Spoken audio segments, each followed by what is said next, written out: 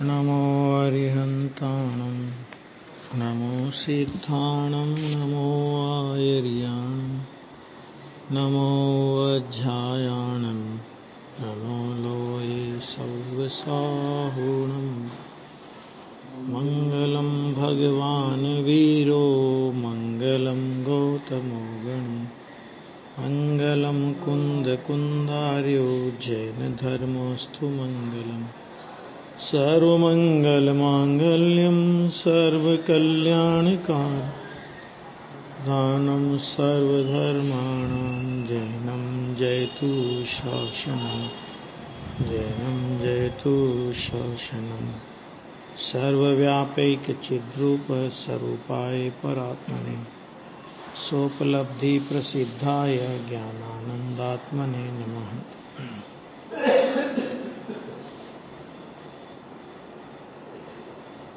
अपनी कौन सी गाथा चल रही थी? 208 गाथा है, बीच में चलेगा 386। ठीक है, देखो ये विषय क्या? हाँ ठीक।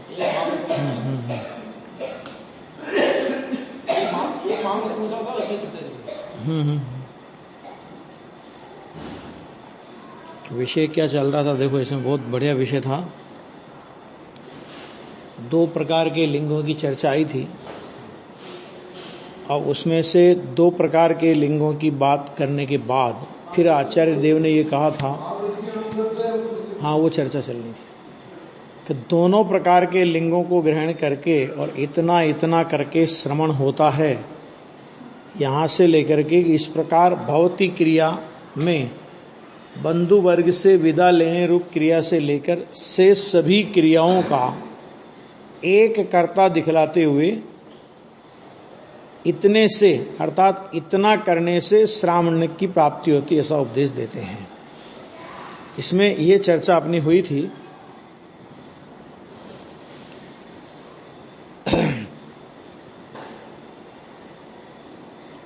सर्व साबद्ध योग के त्याग, ये चर्चा चल रही थी ना, कि पश्चात सर्व साबद्ध योग के प्रत्याख्यान स्वरूप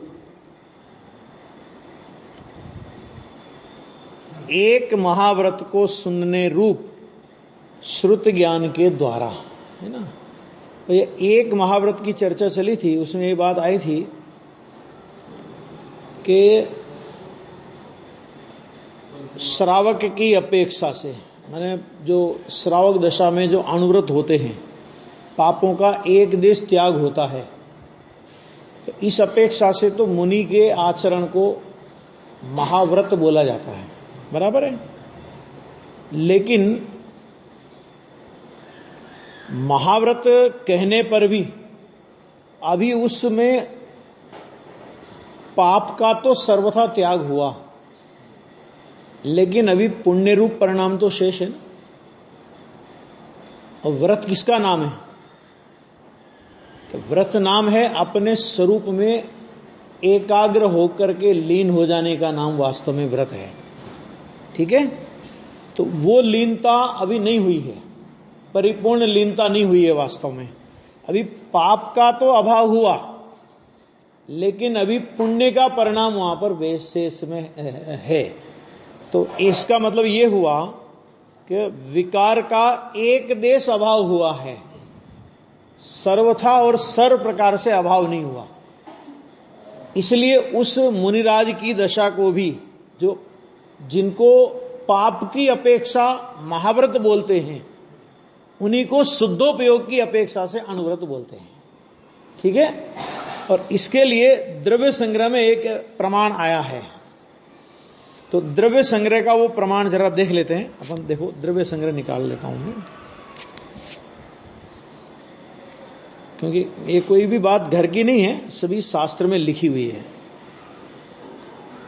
ठीक है ना। तो शास्त्र में से अपन देख लेते हैं ताकि ख्याल में आए अपने को। और नियम सार में भी ये बात आई है कि ये जो जितने भी मुनिराज के व्रत कहे गए हैं, तो उसमें उन्होंने ये बात ली है कि भाई ये सब एकमात्र आत्म ध्यान का नाम ही अनुव्रत, एकमात्र आत्म ध्यान का नाम ही महाव्रत है, उसी का नाम समिति है, उसी का नाम गुप्ती है। वो सारी बात वहां पर भी आई है। ये व्रत द्रव्य संग्रह अपन देख लेते पहले, फिर उसके बाद नियम सार का प्रमाण देख लेंगे।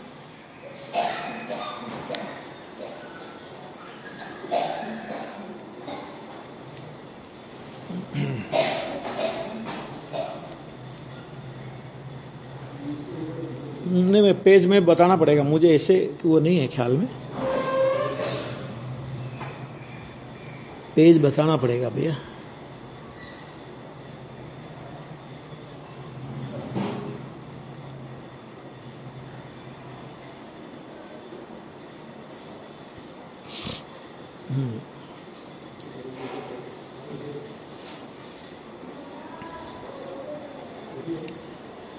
द्रव्य संग्रह तो अपनी जो है ना वो निकाल लेना, अगर है इसमें। हाँ गुजराती है, हिंदी नहीं है। नहीं कोई बात नहीं, वो मिल जाएगी। नहीं अपने इसमें होगी, इसमें नहीं होगी। हाँ हिंदी में होगी।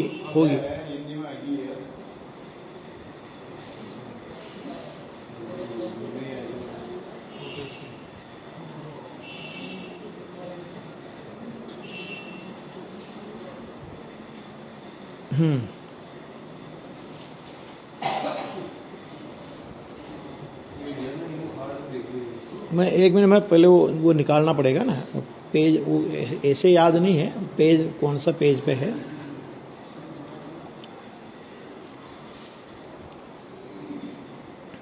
देखो इसमें मतलब बहुत जोरदार चर्चा है वो भी।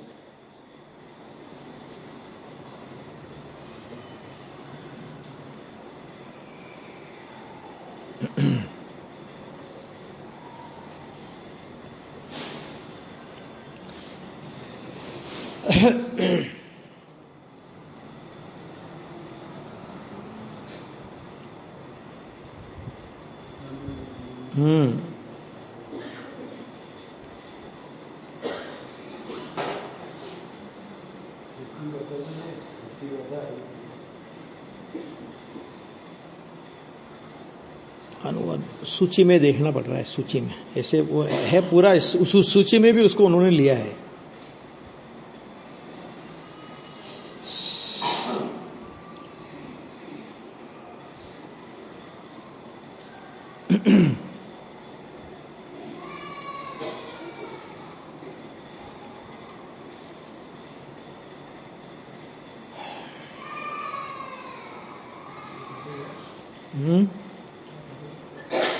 वो है अणुव्रत, मतलब महाव्रत भी अणुव्रत है।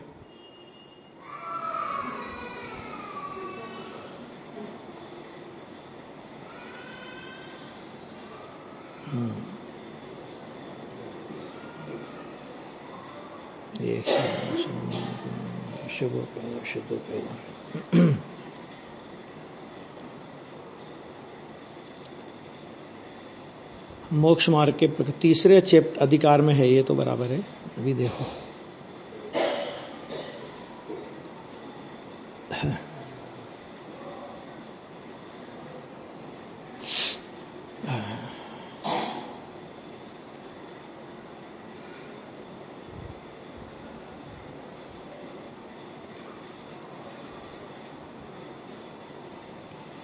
दर्शन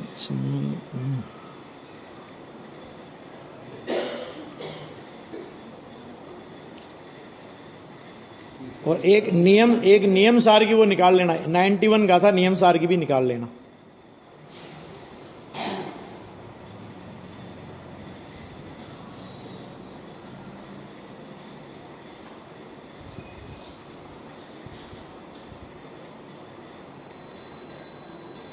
नियम सार की 91 गाथा में भी निकाल लेना 1 मिनट।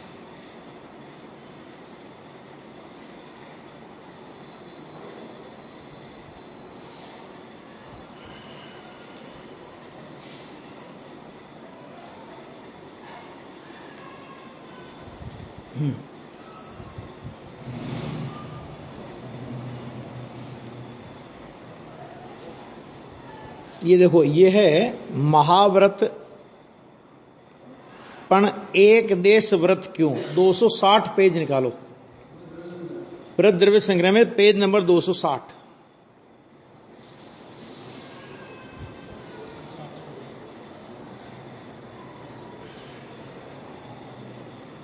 260 नंबर के पेज में वो विषय आया है बहुत अच्छे से।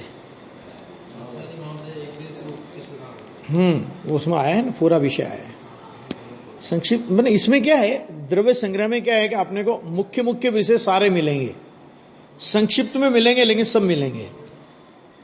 देखो यहां पे ये प्रश्न किया, देखो इसके पहले देखो 259 नंबर के पेज थोड़ा सा नीचे लेना कि मोक्षार्थी पुरुष, ये नीचे 259 पेज पे पूज्यपाद आचार्य का लिया ना कि मोक्षार्थी पुरुष अव्रतों को छोड़कर व्रतों में स्थिर होकर परमात्म पद प्राप्त करे और परमात्म पद प्राप्त कर उन व्रतों का भी त्याग करे।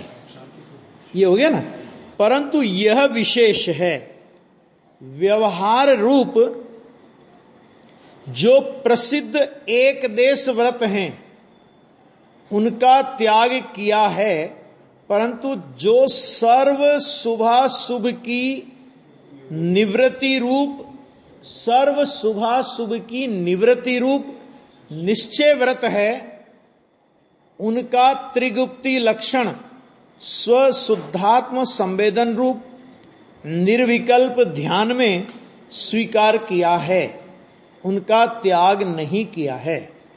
तो फिर यहां पे प्रश्न किया कि प्रसिद्ध अहिंसादि महाव्रत एक देश रूप किस प्रकार हुए?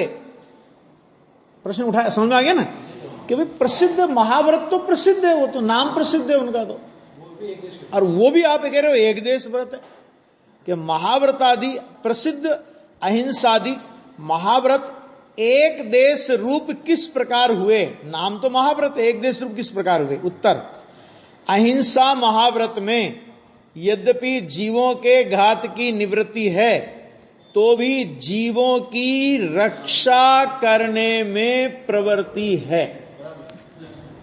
आ गया? हाँ? आ गया कि नहीं आ गया? कि जीवों के घात की निवृत्ति तो है लेकिन बचाने की प्रवृत्ति है ना, कि उसी प्रकार सत्य महाव्रत में असत्य वचन का यद्यपि त्याग है तो भी सत्य वचन में प्रवृत्ति है। आचौर्य महाव्रत में यद्यपि दिए बिना कोई भी वस्तु लेने का त्याग है, परंतु दी गई वस्तु लेने में प्रवृत्ति है ना।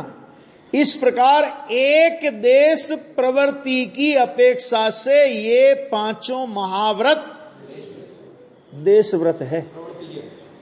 एक देश प्रवृत्ति बाकी है ना। व्रत किसे कहा गया? व्रत तो उसे कहा गया संपूर्ण शुभाशुभ की निवृत्ति। तो संपूर्ण शुभाशुभ की निवृत्ति का नाम अगर व्रत है तो महाव्रत में क्या हुआ कि पाप की निवृत्ति तो हुई लेकिन पुण्य की प्रवृत्ति तो है कि नहीं? तो संपूर्ण निवृत्ति नहीं हुई, एक देश निवृत्ति हुई। इसलिए वो महाव्रत क्या है कि देश व्रत हैं। और उन एक देश व्रतों का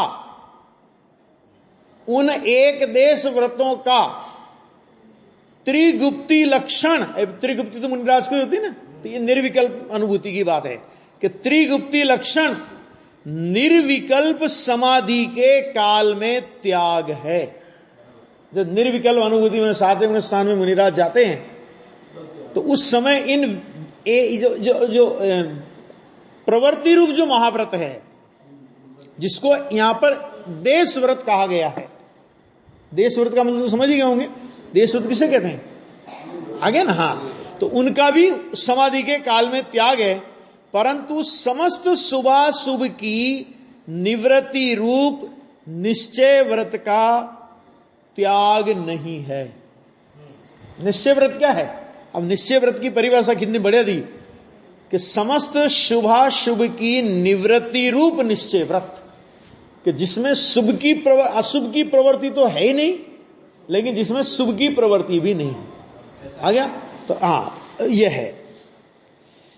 अब देखो त्याग का क्या अर्थ है कि जिस प्रकार हिंसा आदि रूप 5 अव्रतों की प्रवृत्ति, जिस प्रकार 5 अव्रतों की निवृत्ति है, उसी प्रकार एक देश व्रतों की भी निवृत्ति है। एक देश व्रत माने कौन सा? कि वो जो अहिंसा, सत्य, आचौर्य, ब्रह्मचर्य और अपरिग्रह रूप शुभ भाव बचा ना, तो उसको उन्होंने कहा कि एक देश व्रत, उसकी भी निवृत्ति है। किस लिए? कि त्रिगुप्त अवस्था में प्रवृत्ति और निवृत्ति रूप विकल्प का स्वयमेव अवकाश नहीं है। निर्विकल्प अनुभूति के काल में न प्रवृत्ति को अवकाश है और न निवृत्ति के विकल्प को कोई अवकाश है। अथवा एक मिनट, अथवा वास्तव में वही निश्चय व्रत है। आ गया? किस लिए? क्योंकि उसमें पूर्ण निवृत्ति है, न शुभ में प्रवृत्ति और न अशुभ में प्रवृत्ति। दीक्षा के पश्चात, देखो ये आ गया अभी जो अपनी चर्चा चल रही है कि दीक्षा के पश्चात 2 घड़ी में ही भरत चक्रवर्ती ने जो मोक्ष प्राप्त किया था, उन्होंने तो अंतर्मुर्ध में काम कर लिया था, वो कि प्राप्त किया था, उसमें भी जिन दीक्षा लेकर विषय कसाई की निवृत्ति रूप व्रत के परिणाम क्षण मात्र माने थोड़े समय कर पश्चात शुद्धोपयोग रूप रत्नात्रय रूप निश्चय व्रत नामक वीतराग सामायिक नामक निर्विकल्प ध्यान में स्थिर होकर केवल ज्ञान प्राप्त किया था, परंतु उन्हें व्रत के परिणाम थोड़े समय रहने से लोग उनके व्रत के परिणाम को नहीं जानते।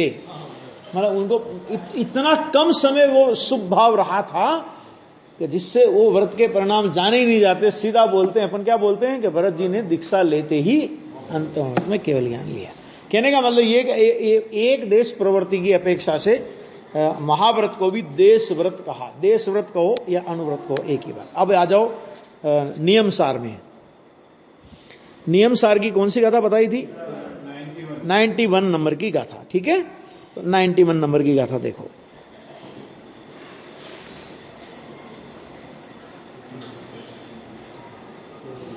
हम्म 91 नंबर की गाथा में एक मिनट ये देखिए।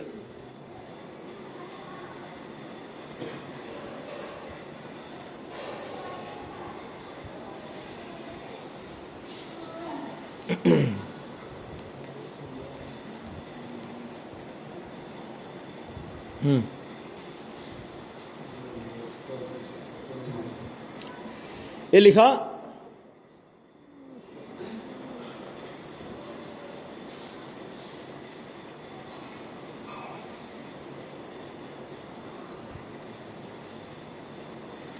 एक सेकंड है,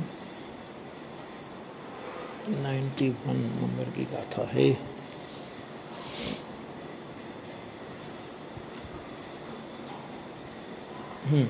यहां पे विषय आया कि इस गाथा में सम्यक दर्शन ज्ञान चारित्र का निर्वशेष माने संपूर्ण स्वीकार करने से और मिथ्या दर्शन ज्ञान चारित्र का निर्विशेष त्याग करने के कारण मुमुक्षु को निश्चय प्रतिक्रमण होता है, ऐसा कहा है ना। अब वो निश्चय प्रतिक्रमण कैसे होता है वो यहां पे कह रहे हैं, देखो।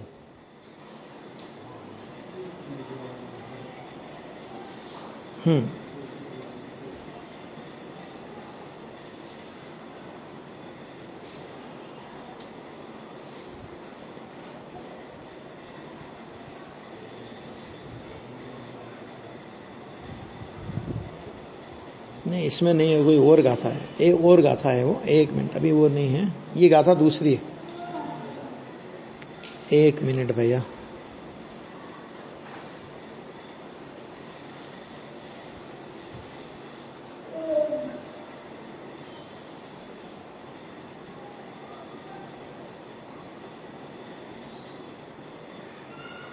अभी वो नहीं मिल रही, वो गाथा दूसरी है कोई। चलो वो बाद में देख के बताऊंगा। उसमें वो पूरा लिया है ये विषय कि वही सब कुछ है। महाव्रत, अनुव्रत, महाव्रत समिति, गुप्ती वगैरह वो सब वही है, ये विषय वहां पर लिया है। अब इसके बाद देखो अपना जो विषय चल रहा था, तो ये आ गया कि शून्य रूप आरूढ़ होते हुए शून्य रूप शुद्ध ज्ञान द्वारा, फिर ये आ गया देखो एक महाव्रत को शून्य रूप शुद्ध ज्ञान के द्वारा समय में परिणमित होते हुए, समय में परिणमित होते हुए माने आत्मा में लीन होते हुए आत्मा को जानता हुआ सामायिक में आरूढ़ होता है। सामायिक में आरूढ़ होता है का मतलब क्या है?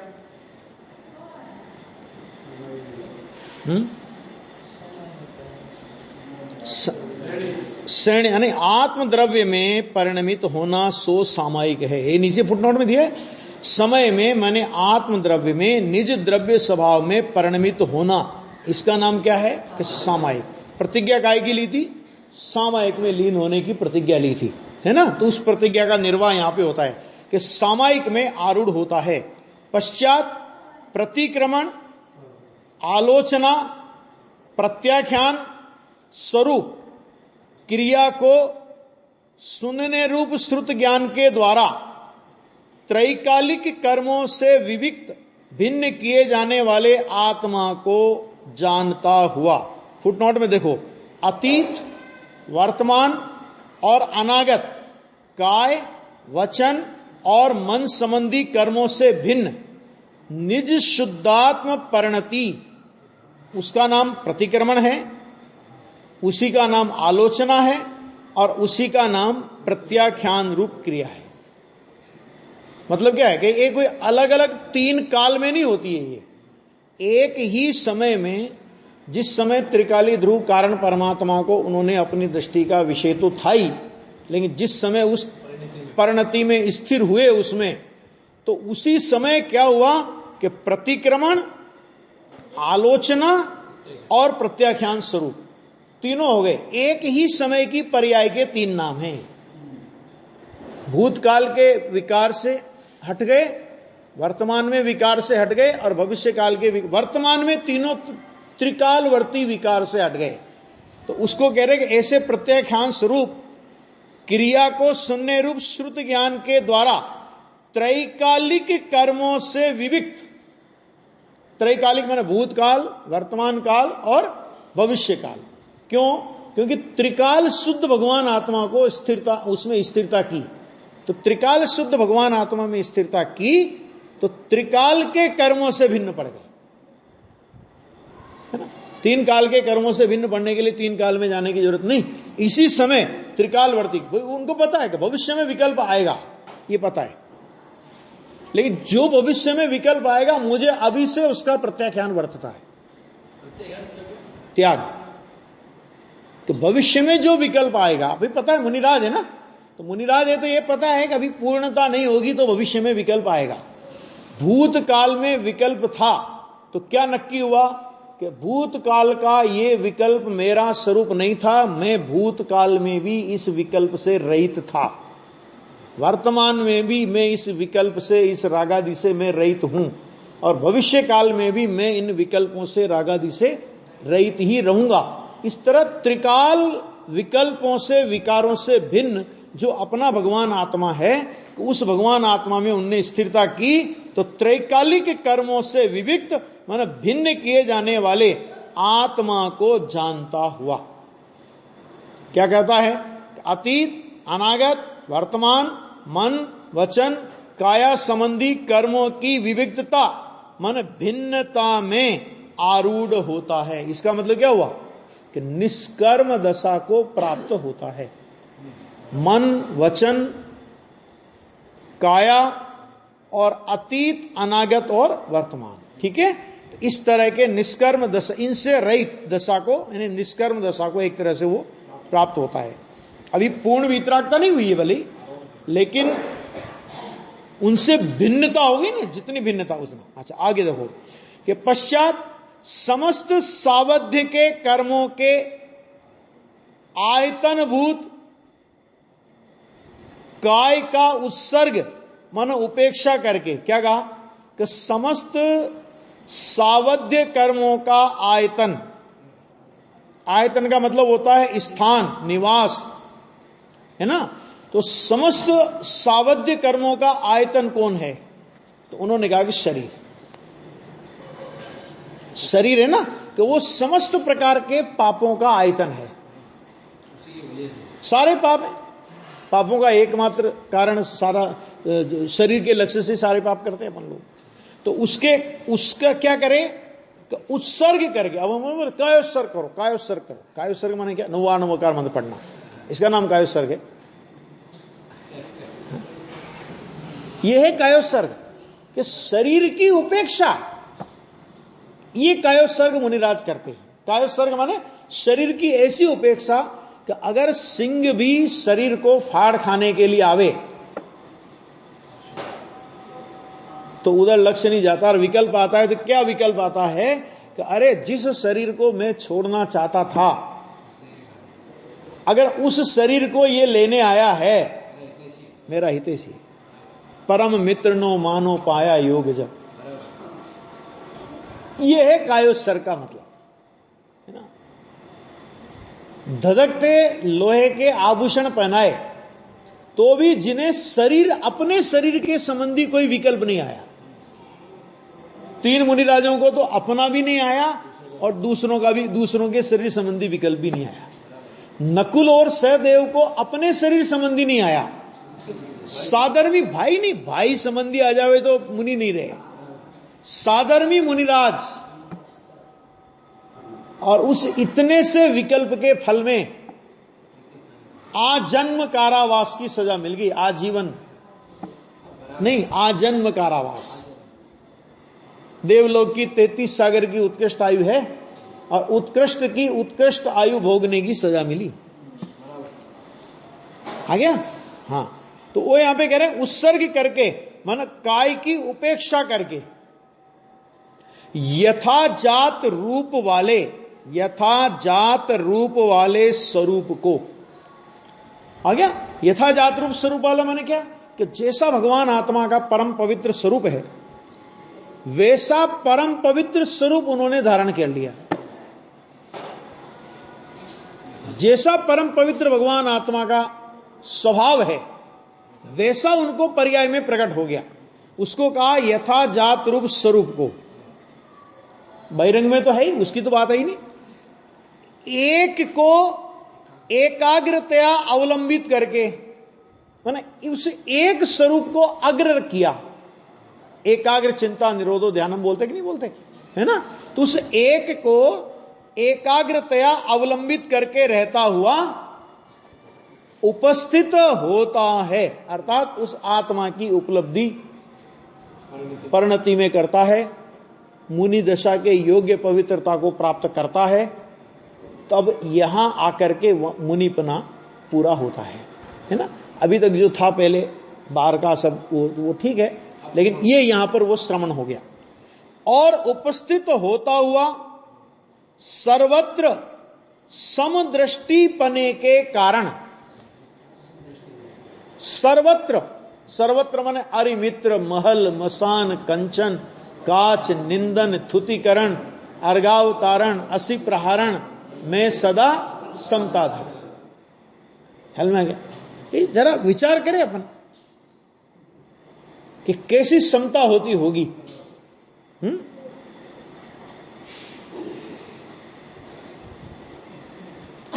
कभी मैंने कल्पनातीत समता है वो कि अरे मैंने एक आदमी शस्त्र का प्रहार कर रहा है और एक आदमी हाथ में अष्टद्रव्य की थाली लेकर पूजा के लिए उद्यत है, और दोनों को समान दृष्टि से देख रहे हैं। जरा कल्पना तो करें। हाँ, इसका नाम है श्रवण। श्रवण का मतलब है समता भाव। तो ऐसी समदृष्टि के पने के कारण साक्षात श्रवण होता है। पहले क्या था कि पहले श्रम, अब वो साक्षात श्रवण हुआ। पहले भले उन्होंने नग्न दिगंबर दशा धारण की, है ना, बाहर में यथाजात रूप धारण किया, मुनिराज से वो सब उपदेश सुना, तब तक साक्षात श्रवण नहीं हुए थे, परंपरा श्रवण थे वो। परंपरा श्रवण माने क्या कि अब ये थोड़े ही समय में साक्षात मुनिपना प्रकट करेंगे।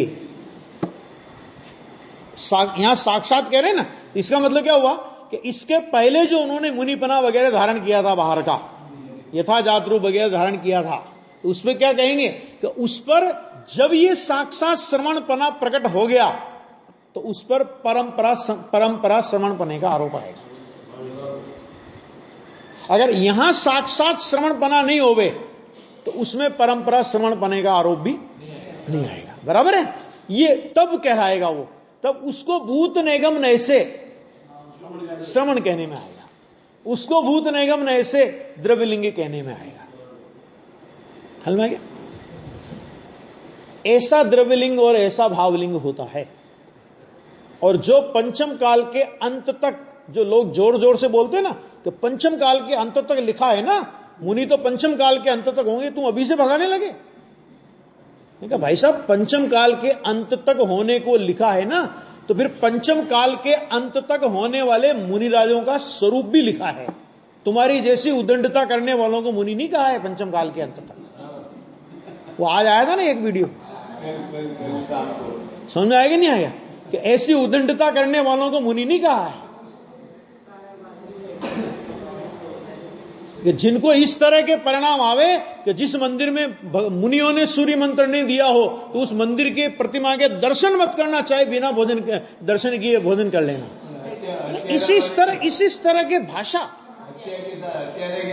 हाँ मैंने इस तरह की भाषा बोलो, फिर कहो कि पंचम काल के अंत तक मुनि बोले। अरे पंचम काल के अंत तक मुनि होना बोला है तो इसका कौन निषेध कर रहा है?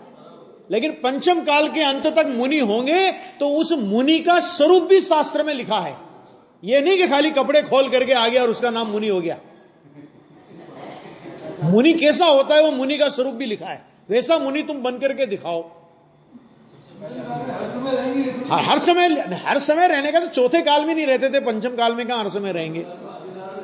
चौथे काल में कितने समय का अंतराल पड़ा, और पंचम काल में भी भरत क्षेत्र में गए हैं। और सबसे बड़ी बात कि ऐसी उदंडता वालों को मुनि कहेंगे कि जिनकी भाषा में कोई संयम नहीं है, कि जिन प्रतिमा के लिए इस प्रकार के शब्द बोलने से परहेज नहीं है कि उस प्रतिमा के दर्शन मत करना, भले तुम बिना दर्शन किए भोजन कर लेना। मैंने ये श्रावकों को उपदेश दे रहे हो तुम? हाँ जी,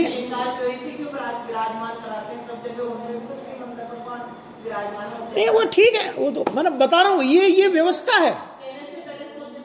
मैंने क्या हम बोल रहे हैं भाई, पंचम काल के अंत तक साधु होंगे, पंचम काल के अंत तक होंगे।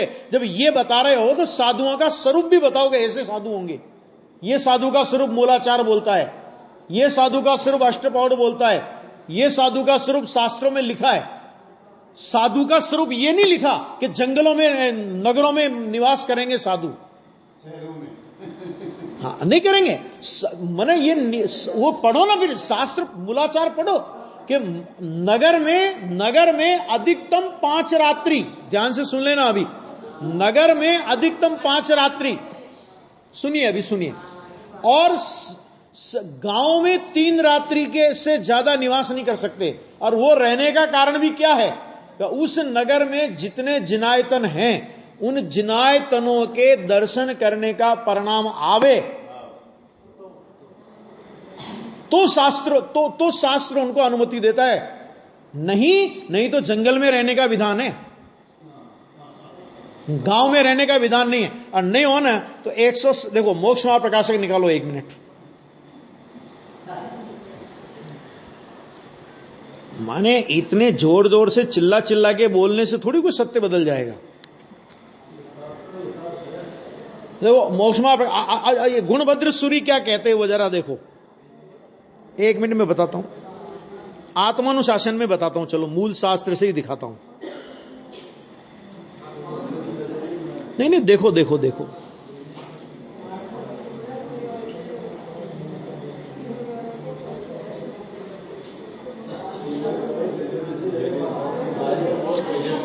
आत्मानुशासन, सुनो भैया सुनो, 1 मिनट। आत्मानुशासन है, हिंदी में निकाला है मैंने, और इसकी 197 नंबर की गाथा है। आत्मानुशासन हो तो निकालो, इसमें से निकल गया ना। अब 197 नंबर की गाथा, और ये गुणभद्र सूरी ने लिखा है, और लगभग गुणभद्र सूरी करीब ये करीब 1200-1300 साल पुराने हैं शायद हैं ये भी। 197 नंबर की गाथा लिखी है। हाँ निकालता हूं मैं 1 मिनट। पेज बोलता हूं भैया, बोलता हूं कौन सा निकाला आप लोगों ने, देखो मिल गया, देखो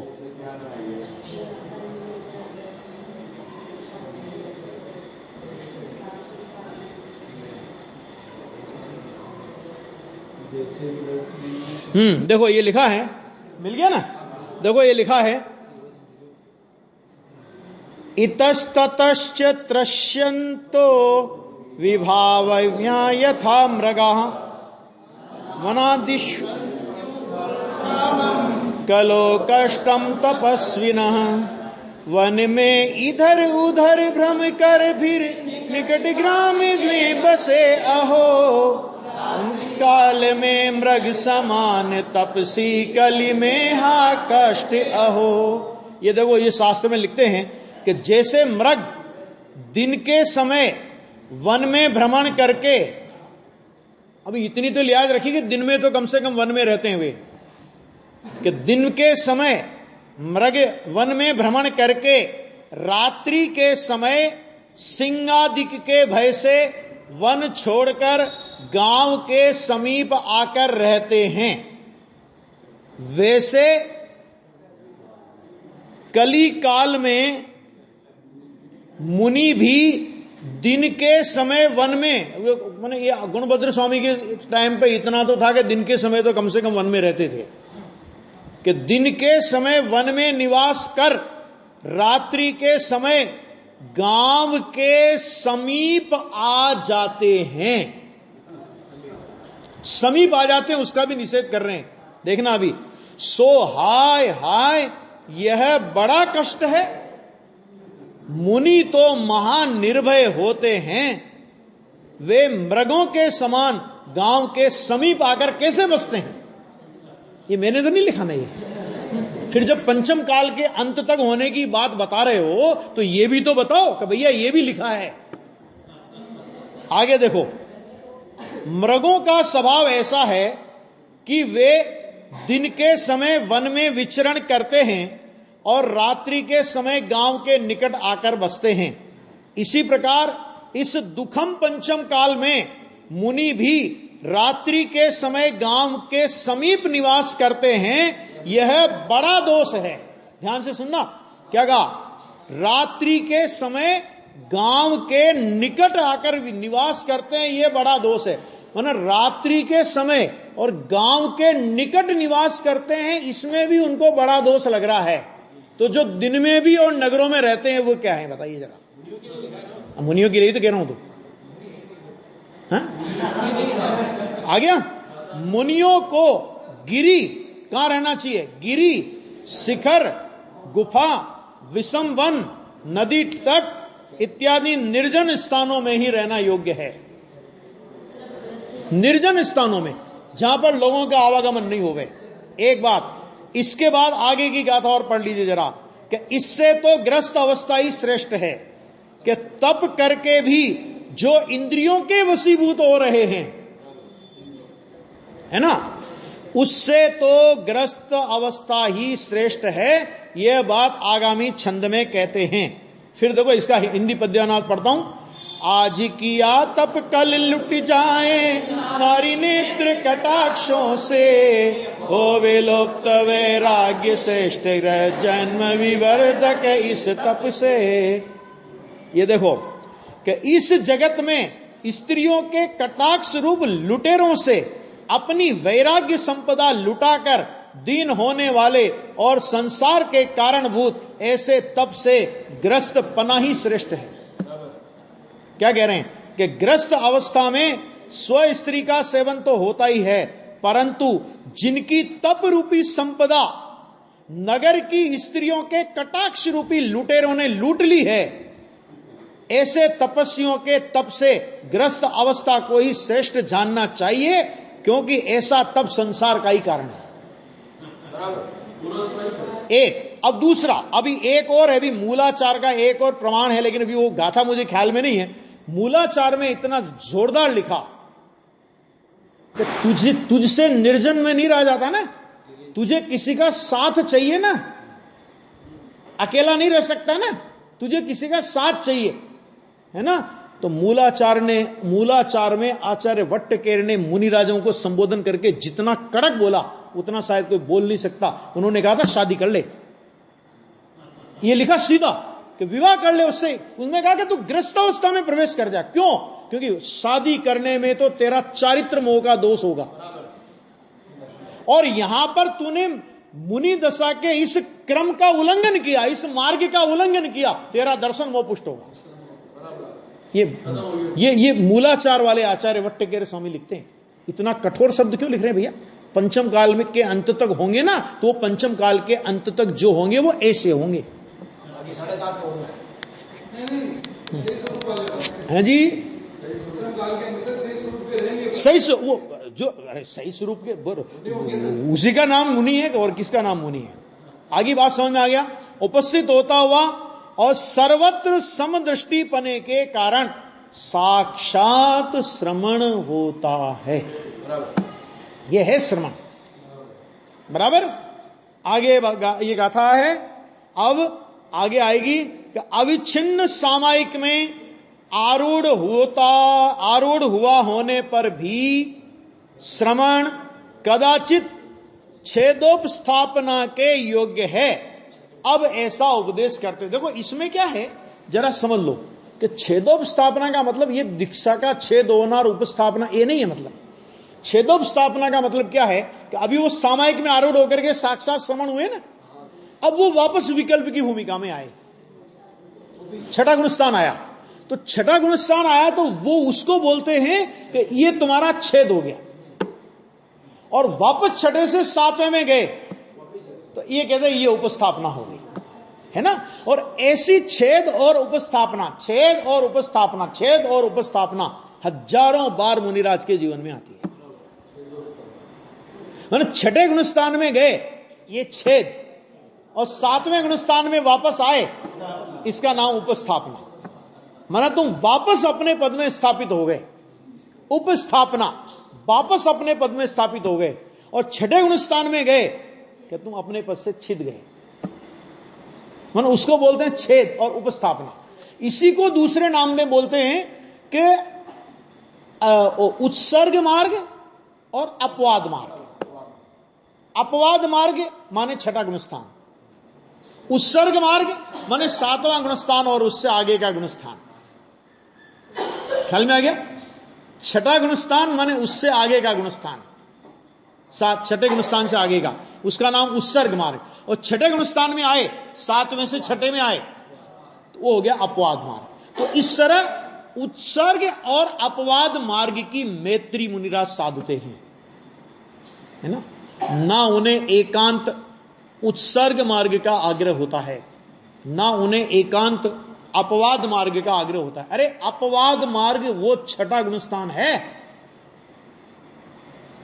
और उससे भी अगर नीचे दशा गिर जाती है तो भ्रष्ट मार्ग है, ना कि अपवाद मार्ग है। ये स्वरूप है। वो क्या है? उपस्थापना, छेदोपस्थापना, ये इस अपेक्षा से। और चरणान योग में जो दूसरी पद्धति आती है कि मुनि दशा में कदाचित कोई दोष लग जाए तो उनकी दीक्षा का छेद कर दिया जाता है और उनको पुनर्दीक्षित किया जाता है, तो उसको बोलते हैं छेदोपस्थापना। वो क्या है कि वो छेद स्थापना क्या होगा कि अभी वो मान लो सबसे सीनियर मोस्ट मुनिराज थे, बराबर। अब वो जब वापस उनको दीक्षा उनकी छेद कर दी, कोई ऐसी गलती हो गई कि उनकी दीक्षा का छेद कर दिया और वापस उनको नवीन रूप से दीक्षित किया, तो अब क्या होगा कि जो अभी तक वो सीनियर मोस्ट थे ना, अब वो सबसे जूनियर हो जाएंगे। मानो विष्णु कुमार मुनिराज का उपसर्ग दूर करने का विकल्प आया, तो उन्होंने अपनी दीक्षा को खुद छेद कर दिया। क्यों कर दिया? क्योंकि मुनि दशा के योग्य वो कार्य नहीं था, उन्होंने दीक्षा छेद कर दी। तो अभी वो संघ में कितने ही प्रमुख थे, सारा संघ उनको नमस्कार करता था। अब जो उपसर्ग निवारण करके वापस उन्होंने दीक्षा अंगीकार की, तो अब सारे संघ को वे नमस्कार कर रहे हैं। और ये कम बात नहीं है। मनुष्य जीवन में मान की अधिकता होती है, और श्रीमद जी ने कहा कि यदि मान नहीं होता तो मनुष्य का यही मोक्ष होता। मनुष्य गति में मान की तीव्रता है, सब कुछ छोड़ दे लेकिन मान नहीं छोड़ सकता। मेरा पटिया तो लगा दो, मेरा पटिया तो लगा दो। अरे इन्होंने कुछ भी किया होगा, तुम तो प्रशस्ति मिटा के मेरा नाम लिख दो, फिर प्रतिष्ठित हो गई प्रतिमा वापस। ये मान नहीं होता तो यही मोक्ष होता। आया भाई साहब, सोच लेना जरा, बहुत कठिन बात है लेकिन सच है ना। तो वो जो उपस्थापना होती है ना, ये बहुत बड़ा बात होती है कि वो पुरानी दीक्षा का छेद करके वापस उन मुनिराज कि जो कितने कितने वर्षों से उनको नमस्कार कर रहे होते हैं, अब उन्हीं मुनिराजों को जाकर के ये वापस जिनकी दीक्षा छेद कर दी वे मुनिराज नमस्कार करें, ये कितना बड़ा मान का त्याग होता है। वो चरणान योग में है। यहां जो छेदोपस्थापना की चर्चा है वो छठे सातवें गुणस्थान में, उपस्थापना माने सातवां गुणस्थान और छेद माने छठा गुणस्थान, ये चर्चा आगे अपनी आएगी।